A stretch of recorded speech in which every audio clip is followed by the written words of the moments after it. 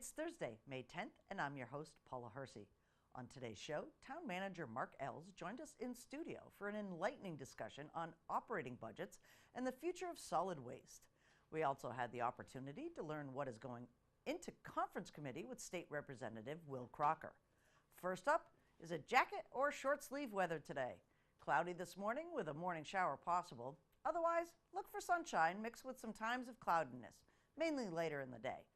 There's a small chance that we see a late day or a nighttime shower, highs 60 to 65.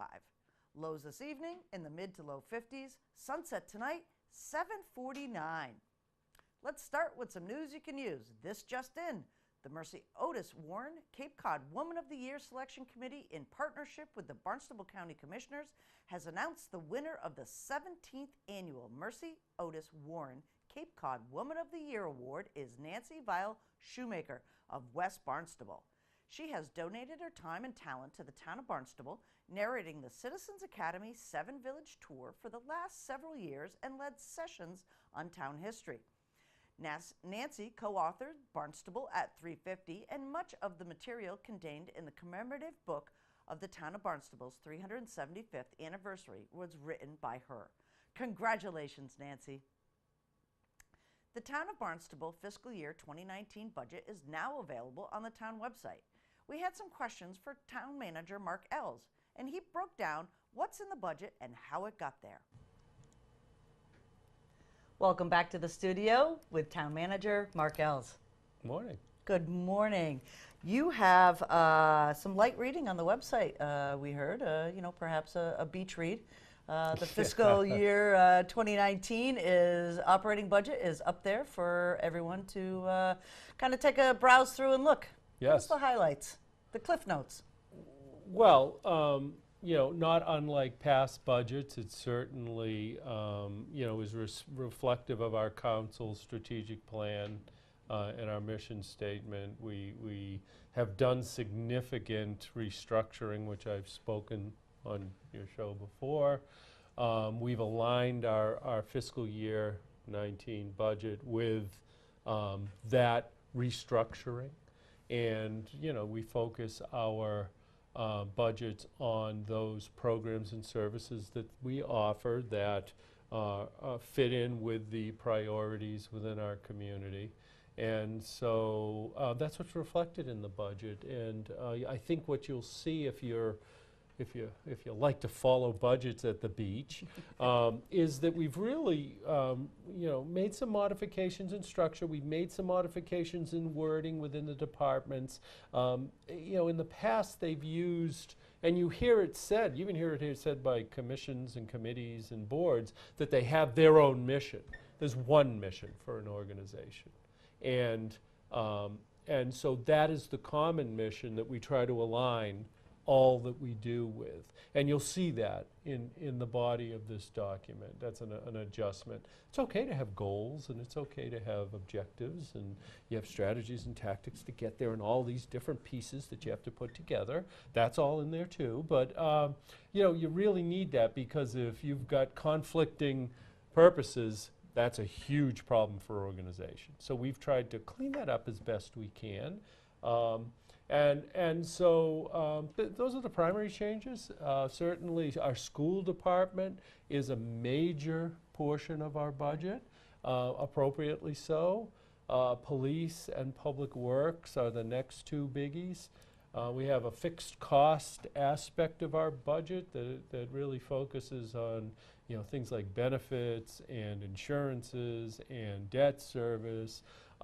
So as we grow a capital program, we don't carry the debt service payment in the capital program. That's carried in the annual operating budget. So sometimes when we see increases, as Mark Milne did a wonderful job at the last council meeting reviewing with the council, within our fixed cost category, you may see a significant increase. Well, if we have a growing capital program, and within the capital program, you can either use cash or you can borrow the money.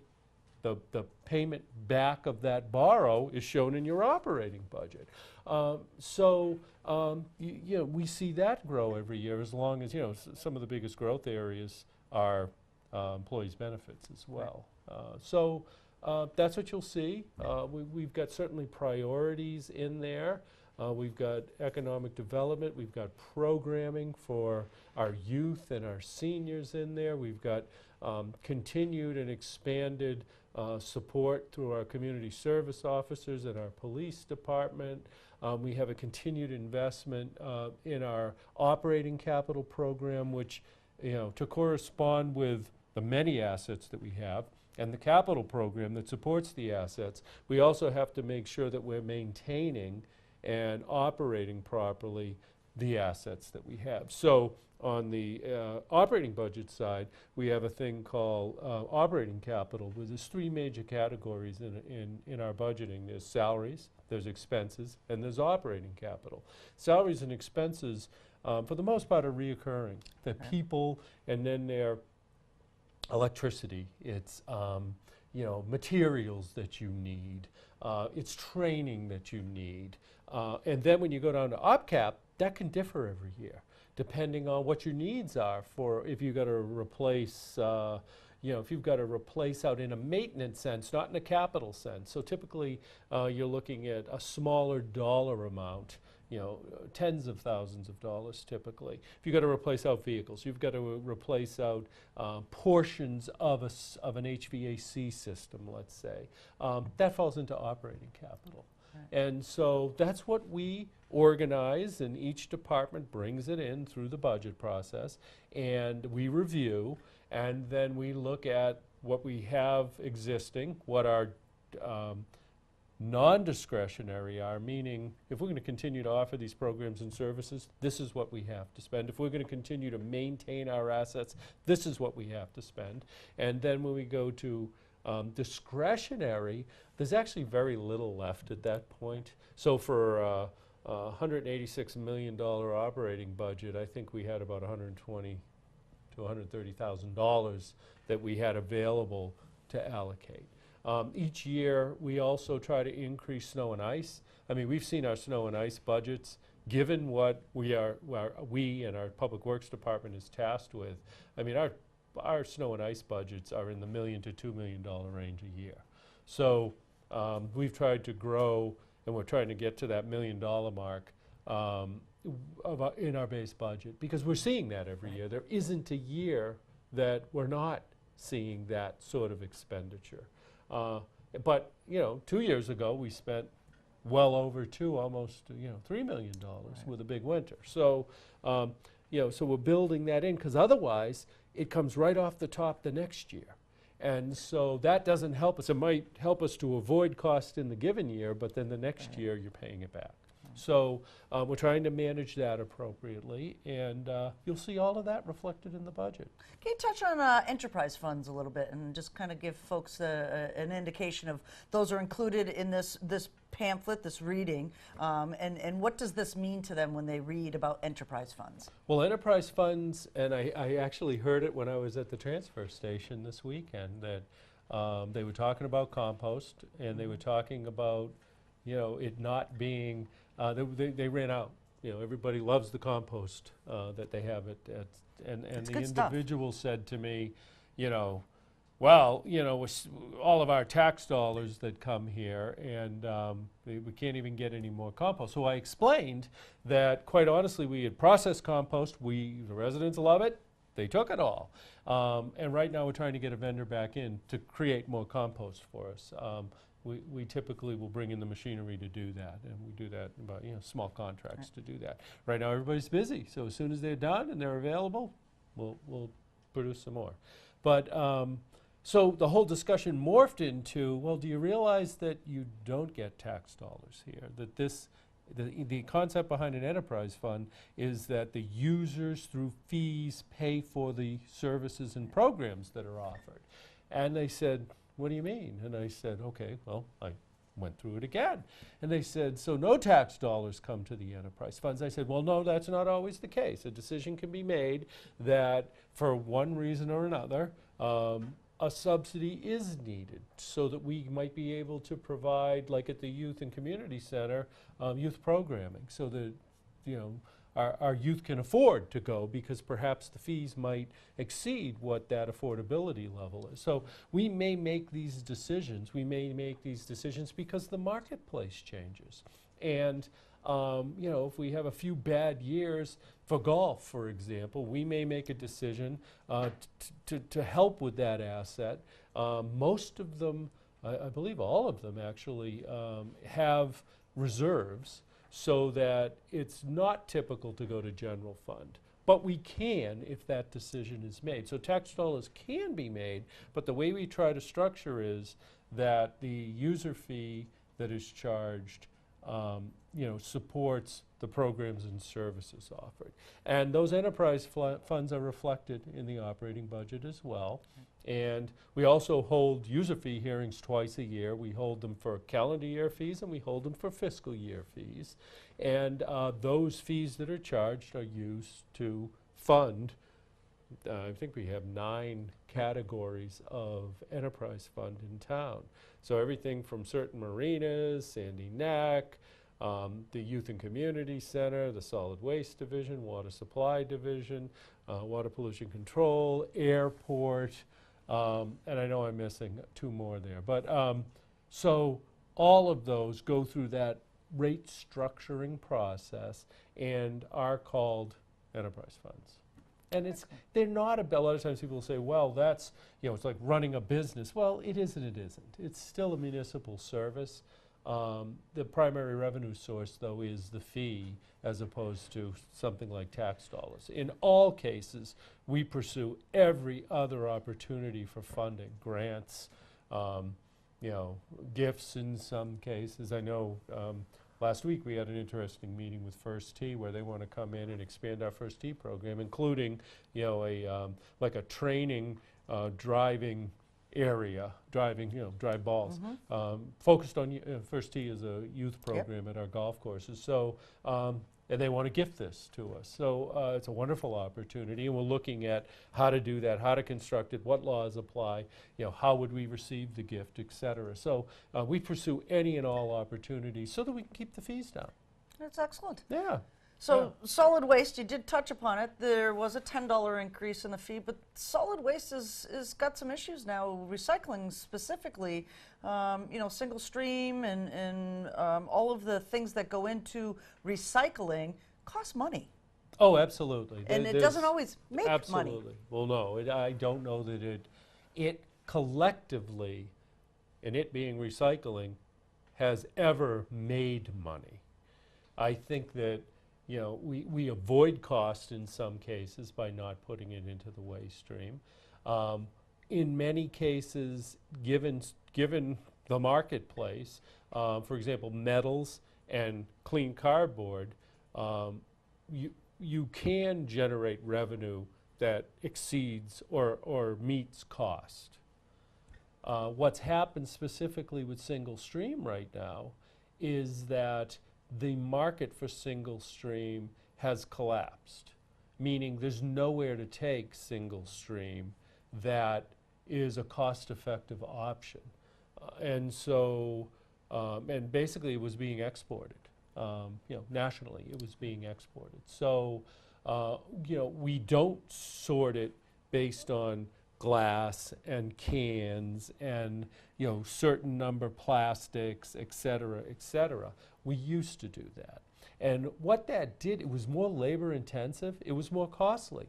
But what it allowed us to do in a free market environment, which is what we function in with solid waste, because we actually call out, based on when we fill up loads, the old way, would fill up loads of glass, let's say, and we would call three plus vendors as soon as we were heading toward filling that container, and we'd find out what the best market price was and who would pay us upon delivery. They can tell you a price, but if they don't hand you a check and you're an enterprise fund, that's a problem, and that's the marketplace. So we basically had to have a little bit of a commodities market going there, and understanding who was doing what where, and bring our products, clean products, separated products to market. And though that was more intensive, and in a strong market, when there's a strong commingled market, that wasn't necessarily the most cost-effective way to do it. But I've been involved with solid waste for all of my years here, so almost 30 years, and I've seen the market collapse 3 times maybe. And it takes years to recover, and during those periods of time, we're doing significant subsidies of recycling. And so luckily we've had reserves to be able to help us through those periods, and we're in one of those now. The difference now, though, is we've gone over, our whole process is focused on single stream. So we don't necessarily have the number of options as we begin to emerge from this changed market. But you know, and government in general isn't real adaptive, can't move quickly, even though we can at times, but it's difficult because of law, because of all the different factors that are required. It's not like a private business that says, oh, the market changed, so now I'm not going to go to that, that vendor, I'm going to go to this one. We can't do that. Right. We've got to go through an entire process to change. And so it doesn't give us the flexibility that we can adapt quickly. Luckily, we have reserves. We'll get through this one. But it's something to think about, and our staff certainly is working on it as we move forward. A year ago, we weren't paying for them to come to our facility and take the recycling. Now it's over $110 a ton. Wow. So, but I've seen the marketplace change before, and we need to be ready with options to adapt. And I think just solely going to single stream in this market is a challenge. And so we're going to have to make some decisions. You'll hear us discussing it more over the next 12 months. And certainly by 2020, we will come out with a sustainable plan, whatever it might be. And I'm just working with DPW and the staff over there to come up with exactly how that'll work. Okay. And perhaps maybe residents will start to rethink buying things with packaging and all of those connotations now of so much plastic in our environment, which is not good for our oceans as well, and then all of the things that they could possibly renew or reuse. Well, I think certainly waste stream reduction is something that, you know, on the preventative end of creating a waste product is well worth the effort, well worth it. So everything as consumers we can do to understand, why am I buying? I understand why I need toothpaste. I understand why I need the tube that the toothpaste comes in, but what do I need the box for that the tube goes into? I mean, that's more for the transportation and the manufacturer, for encoding, tracking, easy storage. But truly, do we need that for a deodorant? Does it really need to be? And a lot of, you know, you don't think about that, but cumulatively as a consumer, that becomes a waste product as soon as you purchase it, right? So if I'm going to have to pay for that as recycling, which you do right now, $110 plus a ton, is that a good decision? And if it isn't, how as a consumer do I modify that? And you have to really go back up the channels of distribution here and say to the retailer, to the wholesaler, to the producer, we need to relook at this. Do we really need this? Because, again, it comes back to sustainability. If the market's going to come back strong and we can get rid of this stuff for no cost, probably behavior won't change. If this is something that's different in the marketplace, then it would be wonderful to do it on waste stream, you know, reducing the waste stream. Then you get into recycling and that whole, you know, that whole kind of commodities market for where do you get rid of and where do you make the exchange for the product. Doing it on the tail end, in this case, is very costly. We can do it that way. We can pay for whatever the market says recycling costs, but I don't think our consumer is going to be very happy if, you know, if they're putting out a half a ton a year and that's a $50 increase a year to our consumer, our customer, they're not going to like that. So, just, yeah, that's what we're trying to manage. It's just that's one enterprise fund within Public Works. Excellent. Thank you so much, Mark. Okay. Thank you.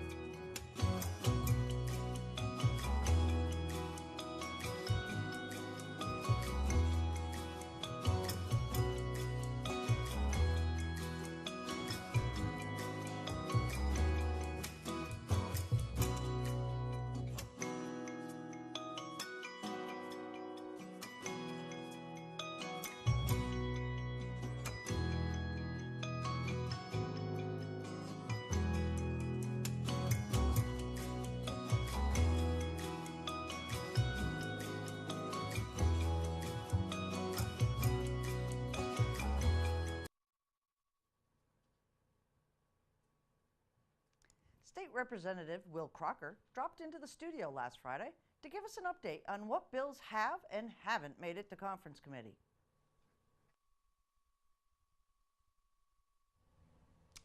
Busy weeks on the Hill this past month, and with me today is Representative Will Crocker. You've had a few weeks of getting budget stuff done, and now budget's been passed?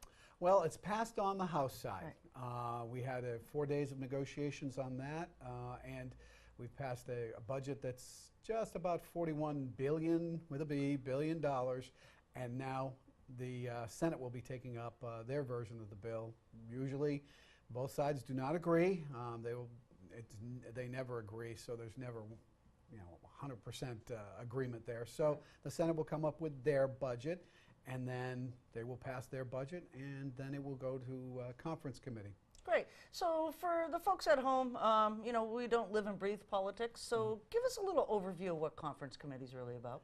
Well, conference committees are made up of senators and representatives from both parties, from both branches, and they will sit down in a room and negotiate the nuances of the budget, what specifically the House wants versus what specifically the Senate wants. And there's generally a difference of opinion. There's a difference in philosophy on a lot of things, depending on the Ways and Means Chairman in the Senate and the Ways and Means Chairman in the House.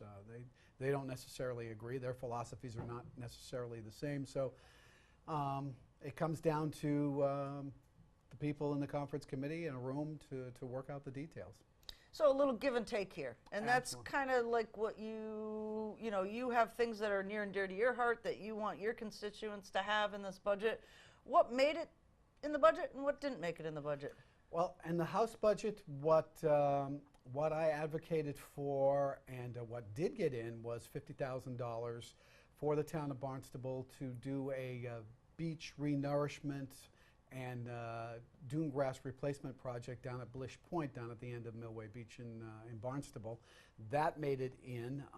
One of the things that I had advocated for. One of the things I did not that I did advocate for, but did not make it in the House version, is $120,000 for a renovation project to the JFK Memorial down in Veterans Beach. But I have been in contact with Senator Sears' office, and I've asked him to work to get that money in the Senate's version. So if he is successful in getting that money in the Senate's version, then it'll be part of one of the negotiations with regard to the conference committee. So we haven't given up on that yet. I know it was one of my priorities, and I know it's one of the town's priorities to be able to renovate that area, which hasn't seen a major renovation project since it was built in the mid-60s.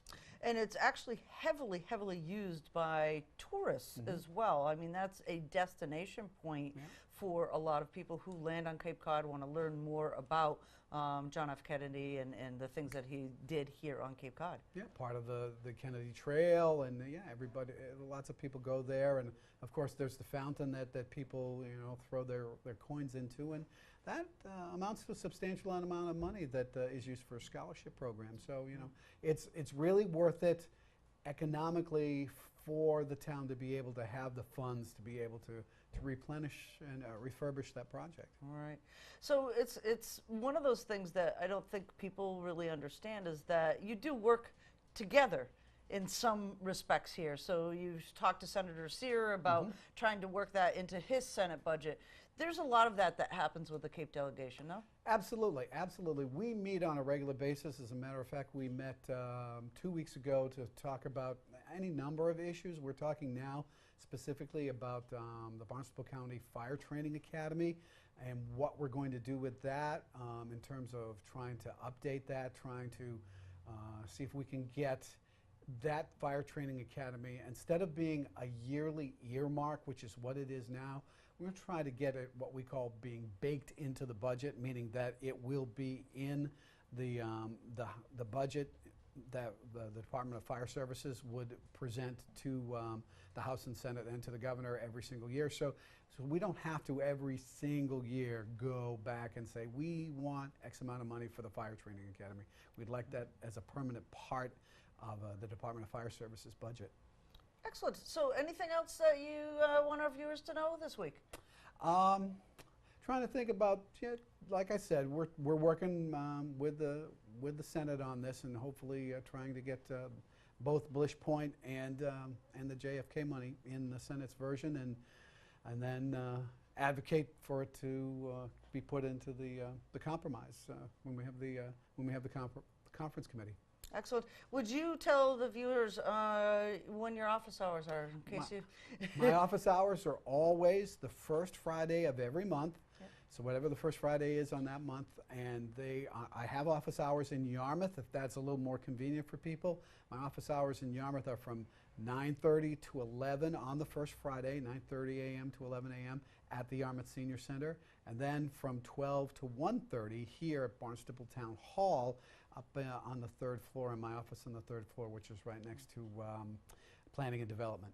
Great. And you're off to town meeting and that for Yarmouth this weekend, correct? Yes. First night of Yarmouth annual town meeting is coming up, and we will be there. Excellent. Thanks for joining us, Will. Thank you very much for having me. Thank you. Here's a look at the community calendar. On Saturday, May 12th, 11 to 12 p.m., Cotuit Library is proud to host concert pianist Stephanie Weaver as she plays us some excerpts from her upcoming family concerts with conductor John Yankee and the Falmouth Chamber Players Orchestra, a musical menagerie. Come get a preview of this exciting upcoming concert with Stephanie Weaver and Cotuit Library for free. And don't forget to register for your ticket to a musical menagerie if you like what you hear.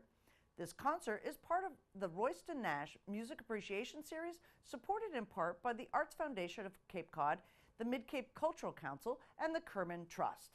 This program is free, but please register at cotuitlibrary.org/events or contact the library. This quote by Leonard Nimoy: "The miracle is this: the more we share, the more we have." I'm Paula Hersey, and thank you for watching Barnstable Today.